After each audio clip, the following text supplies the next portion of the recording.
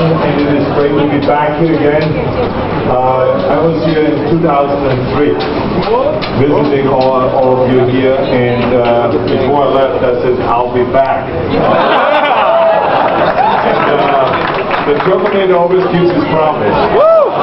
Yeah, he does. I was here and I had a terrific time eating with the men and women that are serving us so well, working out with them, chatting with them, signing autographs, shaking hands, and all of those kind of things, and having a few stogies also, which by the way I brought a bunch of cigars for you, so we all can smoke here a little bit also.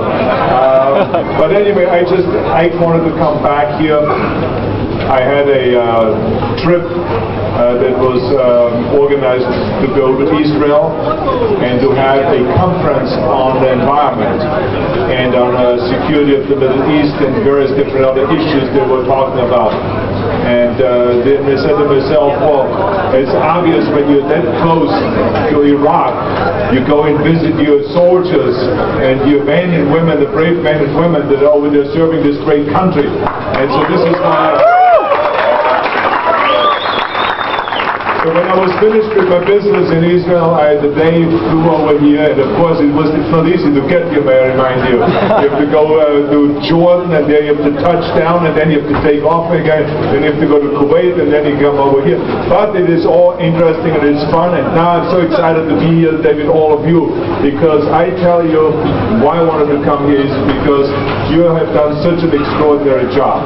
And I know I get a lot of letters, and I hear a lot from people come back from their tour, and how tough it is to be over here, how tough it is for you, how dangerous it is, and how exhausting it is, and what an impact it has psychologically on all of you, especially to those that come over here on one tour, then you go back, and then you come back on a second tour, and then you go back again, and you come back on the third tour, and there's some people that are even here on their fourth tour. And I know how difficult it is each time when you do that, and what devastating effect it has also many times on our families, on your families when you go back, and the children that they grow up very quickly and all of this.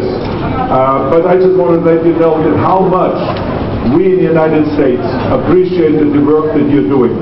Now I know that you're thinking many times, why am I here, what am I doing? I mean, you're not making the kind of progress sometimes that you wish that they will make here.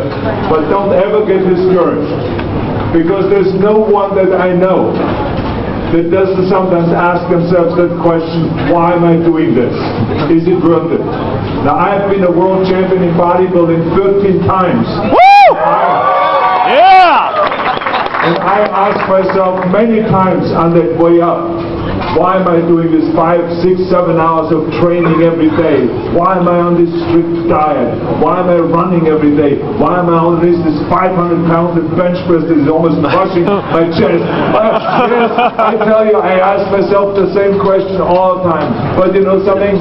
On the end, you got to fight through it, and you got to fight through it, and you got to inspire each other. Inspire each other, because you're not here for nothing. You're here for a specific reason.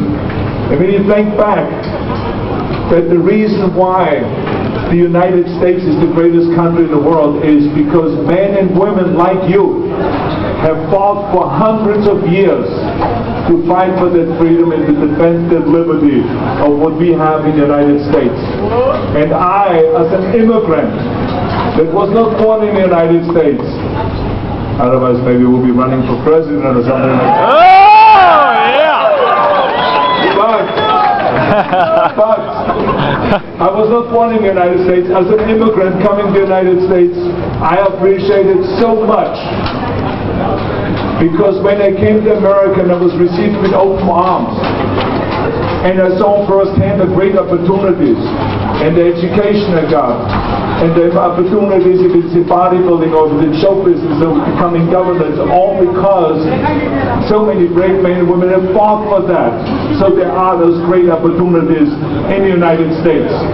So you are carrying on that tradition of fighting for that freedom, fighting to have that liberty, and doing this great, great work over here. So even though you may think some days when you go home at night, why am I doing this? And remember, you're doing it because that's what we have done in the United States for the last few hundred years, fighting for this freedom and fighting for those opportunities to make this state, keep this the greatest country in the world. And so I just want to tell you that we are going to do everything that we can when you come back, that you're taken care of. I mean, I'm only the governor of the state of California, so I know I'm talking. I know that there is many men and women here that are from other states, but we are very much into helping our troops when they come back. If it is getting jobs, if it is getting great education, and I know you're getting good education here, and the practical education is unbeatable, but to get education so that you pay for your college tuition and all of those things, and to make sure that you connect again with the civilian life. We've been fighting for that and building veterans' homes one after the next in California and so on. So we are very much connected with that and making sure that we fight for you also when you come back so that you have a great life. So anyway, so I just want to say thank you very much for the great work that you're doing. Tomorrow morning I'm going to go over to the gym and going to work out. I hope I see a lot of you over there working out. Oh yeah! And pumping up those muscles. Remember, you got to pump up. Every day we got to pump up those muscles. So I hope I see you over there, and then I will have breakfast with a bunch of you tomorrow again. And now let's have some dinner and let's have a good time.